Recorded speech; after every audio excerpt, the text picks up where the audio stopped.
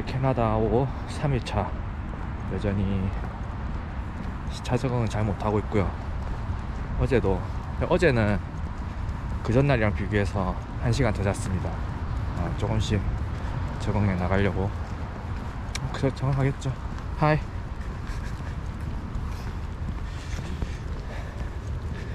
지금 여기는 항상 가던 길이랑 반대쪽으로 왔고, 여기도 공원이 있더라고요. 그 숙소 근처에 공원이 많은 것 같네요. 그리고 캐나다 하면 다들 추울 거라고 생각하잖아요. 지금 뭐 생각보다 춥지도 않고, 여기 보면은 눈이 보이긴 하지만 눈이 많이 녹았어요. 영상 4도쯤 되더라고요 지금 기온이. 그리고 뭔가 굉장히 넓고 여전히 사람은 없습니다. 안녕.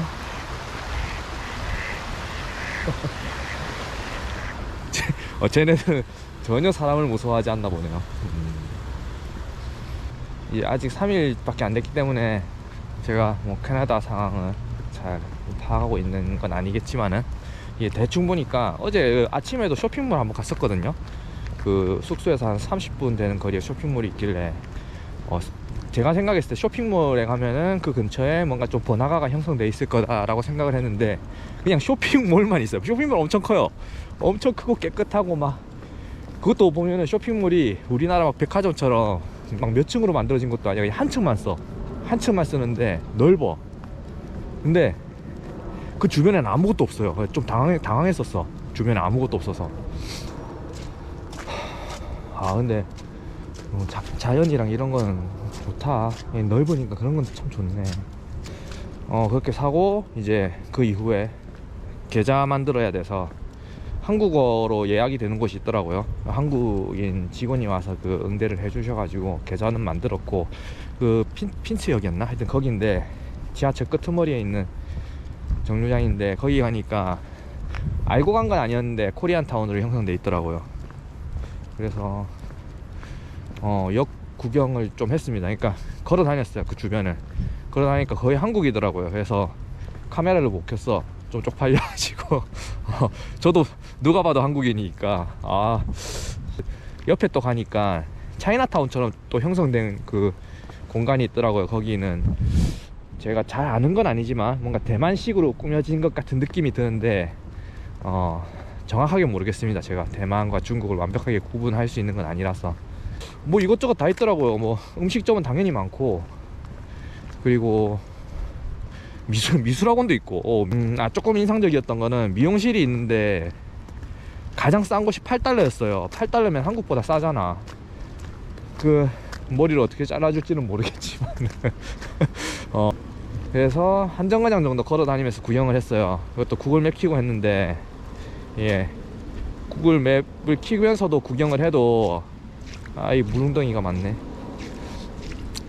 부채꼴이 어디 지역마다 이게 반대로 이렇게 나올 때가 있잖아요. 어제 그래가지고 조금 헤맸습니다. 반대로 좀 걸어가고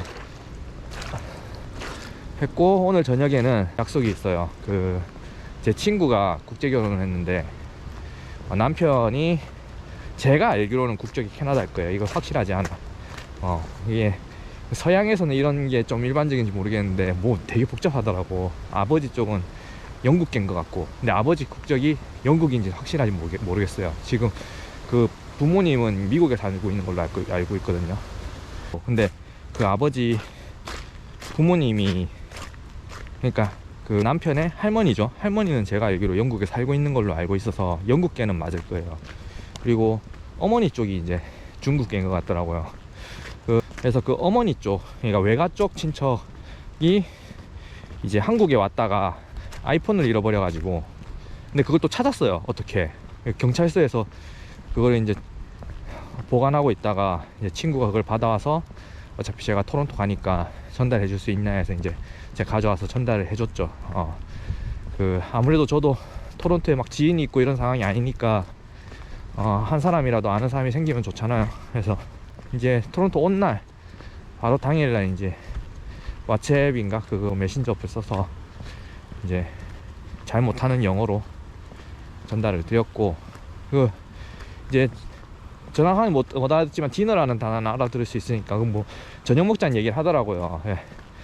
이제 앞에 단어는 잘 못 알아듣겠으니까 오늘 먹을 물어보는 건지 이제 물어봐 투데이라고 이제 물어보니까 이제 그건 아니라고 얘기를 하길래 알겠다, 저녁 먹자 이렇게 해서 이제 오늘 금요일로 날짜를 잡고, 당일날은 사실 먹자고 했어도 너무 피곤해가지고 좀 그날은 피하고 싶었고요. 아무튼 그래서 중국계 캐네디언의 저녁을 이제 초청 받아가지고 저녁을 먹으러 갈 거고요. 이거 초면이라서 사실 촬영을 하고 싶다 이런 얘기를 하는 건 좀 조심스러워서 오늘은 그냥 카메라 없이 밥만 얻어먹고 올 생각이고, 이제 만약에 좀 친해지고 그러면은 좀 촬영해도 좋냐 괜찮냐 이런 식으로 해서 허락을 받아서 뭐 촬영하게 되면 좋지 않을까 그런 생각이 드네요. 친해져서 그 촬영을 잡는 게 좋을 것 같긴 해요. 왜냐면 모르겠어, 내가 아직 다운타운을 안 가봐서 그럴 수 있는데 사람이 너무 없어. 며칠 동안 그걸 해봤거든요. 그 아는 사람이 이제 그 독일에 가 있는데 자기는 헬로톡이라는 어플로 친구를 많이 만들었다 하더라고요. 지금 여자친구도 만들어서 사귀고 있고 해가지고, 물론 여자친구를 만드는 게 꼭 목적은 아닙니다. 만들어지면 좋겠지만은 그 헬로톡이라는 데 어플 들어가가지고 이제 하니까 막 몇 명 말을 걸더라고요.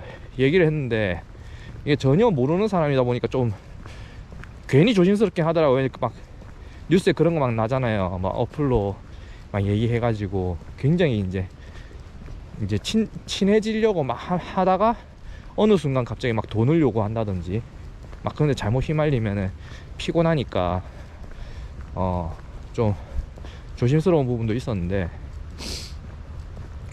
그 외국 친구들이라고 이제 되게 적극적인 사람들은 또 엄청 적극적이더라고요. 막 대화하고 하는 도움이 되는 것 같아요. 어쨌든 간에 뭐 돈이 안 주면 되는 돈이 안 주면 되는 거고, 어떻게 대화를 하면 좋을까 하면서 막 번역기도 돌려보고 상대방이 쓰는 그 말에 정확한 이제 말뜻도 이제 파악하려고 막 하고 하는 과정 자체는 도움이 좀 많이 되는 것 같아요. 근데 이제 이게 말로 하는 게 아니라 대부분 문자로 하는 거다 보니까 이제 그 부분은 뭐 학교도 다니고 친구를 만들면서 그렇게 하다 보면 좀 좋아지지 않을까라는 생각도 하고요. 아무튼 헬로톡 같은 어플을 사용해서 자꾸 대화를 해보는 것도 좋을 것 같아요. 그리고 어제 제가 저녁에 레벨 테스트를 했거든요. 이게 지금 제가 다음 주 월요일에 당장 학교를 가야 되는데 레벨 테스트 링크를 어제 보내줘서 그걸 할까 말까 고민하다가, 왜냐면 너무 졸립더라고. 이게 아직 시차 적응이 안 되다 보니까 저녁 먹고 한 7시쯤이었던 것 같은데 할까 말까 고민을 하다가 이걸 하자 이래갖고 레벨 테스트 했어요. 레벨 테스트가 3개가 있더라고요. 이제 1단계 통과하면 2단계, 2단계 통과하면 3단계 이런 식인데, 솔직히 얘기하면 저는 1단계에서 떨어질 줄 알았어요.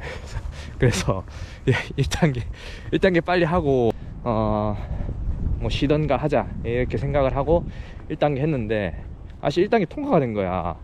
이미 1단계를 할 때부터 엄청 졸렸거든요. 이게 뭐 너무 오랜만에 막 시험도 치고 막 글자도 읽고 그래서 막 재미가 없어서 졸린 게 아니라 그냥 졸린 거, 몸이 너무 피곤해서 졸린 그런 상태였어 가지고, 두 번째 시험 치는데 막 한 중반쯤 가니까 내가 뭘 읽고 있는지 모르겠더라고요. 근데 그렇다고 시험을 도중에 중단하면은 뭔가 잘못될 것 같아 가지고 일단 끝까지 풀긴 했는데 당연히 떨어졌죠, 두 번째 시험은. 근데 아마 뭐 그냥 제대로 풀었어도 두 번째 시험은 통과 못했을 거예요. 아무튼 그렇게 해가지고 레벨 테스트를 하고, 그리고 사실 오늘 오전에 숙소에 또 있었던 것도 그 뭐 서류 관련해서 그 링크를 보내준다고 했거든요. 그거를 학교 뭐 서무 쪽에 뭐 제출을 해야 되나 봐요. 근데 안 보내줘.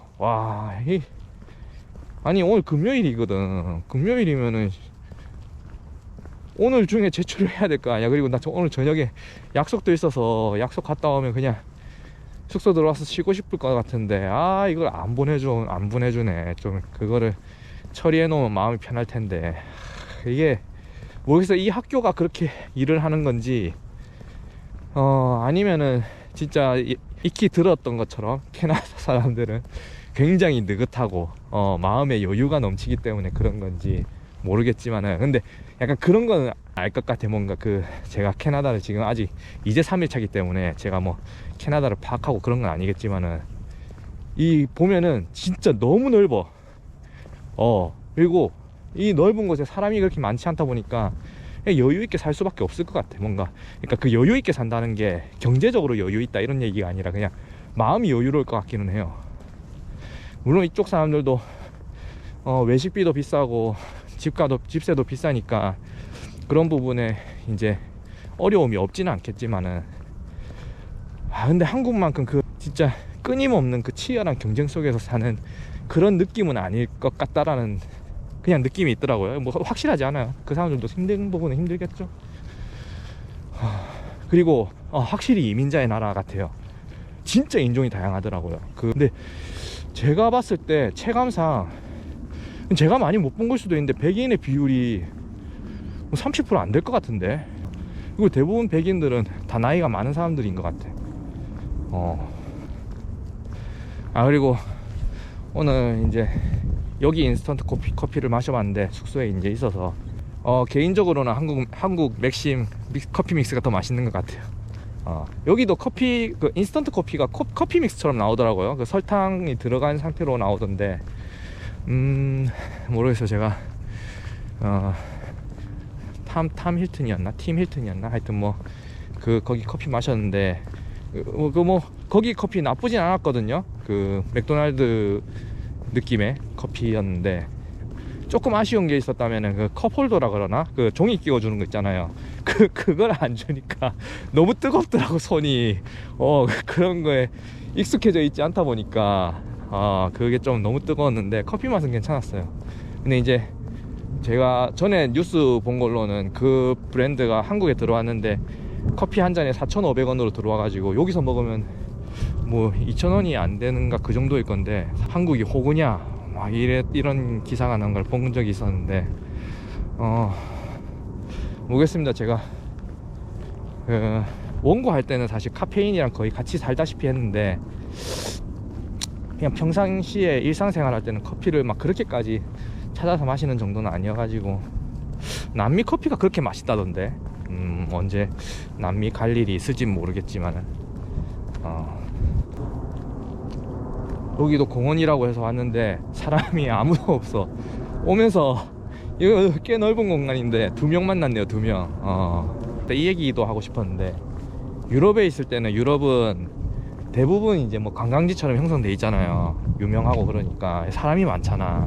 그리고 우리가 항상 소매치기 이런 거 조심해야 된다라는 인식이 있으니까 항상 조심하고 신경 쓰이고 막 그런 부분들이, 저도 뭐 유럽을 많이 간 건 아니지만 있었거든요.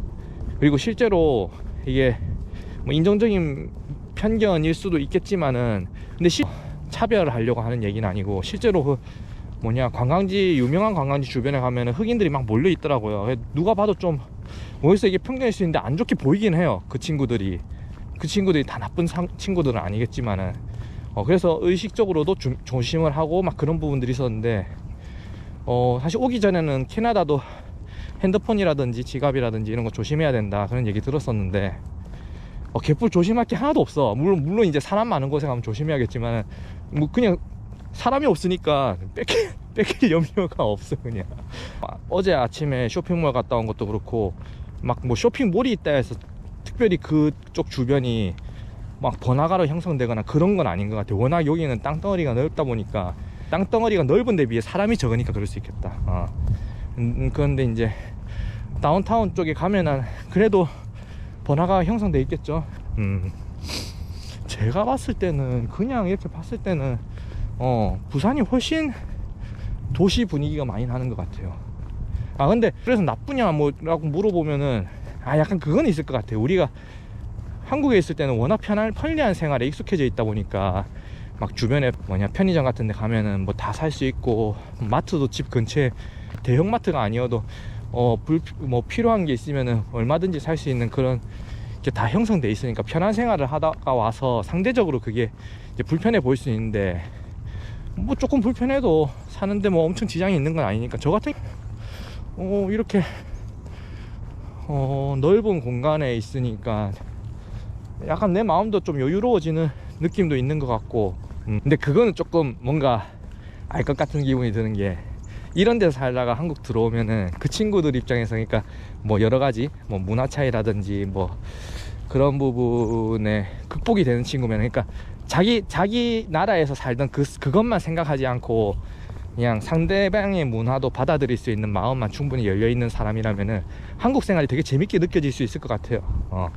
여기서도 뭐 새벽 2시까지만 한다 하더라고요, 뭐 술집 같은 게. 근데 술집이 새벽 2시까지 해도 막 우리나라처럼 잦은 만남, 막 밤새서 막 마시고 돌아다니고 막 그거를 잘 못하는 게, 비싸니까 그걸 잘 못하겠지만 한국에서는 그게 얼마나 다 자유롭게 돼 있어요. 그러니까 재밌을 수밖에 없지. 그리고 여기서 사람 몇 명 못 만나는 곳에 있다가 사람 천지잖아 한국에는. 그런 게 좀 있을 것 같아요. 근데 모르겠어요. 저는 이런 느긋한 생활도 나쁘진 않은 것 같네요.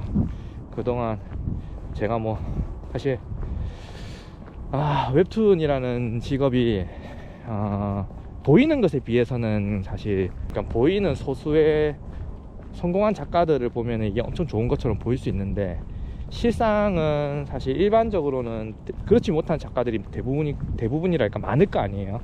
그런 작가들 입장에서는 사실 최저시급도 못 받는 경우도 많거든요. 왜냐하면 어시비도 상당히 많이 들어가고, 그리고 노동시간 자체가 굉장히 길어요. 그래서 제가 좋아서 한 일이니까 사실 저는 그래서 뭐 불만도 없었고 열정을 이렇게 쏟아 부을 수 있었던 것도 있었고, 애초에 뭐 돈을 많이 벌겠다 이게 목적이 아니라 내가 좋아하는 직업을 내가 즐기면서 하고 싶다라는 게 목적이었으니까 그렇게 해서 살아왔었고, 뭐 딱히 저는 거기에 대한 불만도 없고, 저는 충분히 저답게 잘 살아왔다라고 생각을 하거든요. 근데 그렇게 좀 제가 뭐 성공적인 작가는 아니지만 치열하게 나름 노력을 하면서 살아왔던 입장에서 지금 가지고 있는 이런 느긋함도 저는 좋은 것 같아요. 뭐 느긋하게 있다고 해가지고 제가 아무것도 안 하고 있는 건 아니니까. 그렇습니다. 공기도 좋고 아무튼 그렇습니다.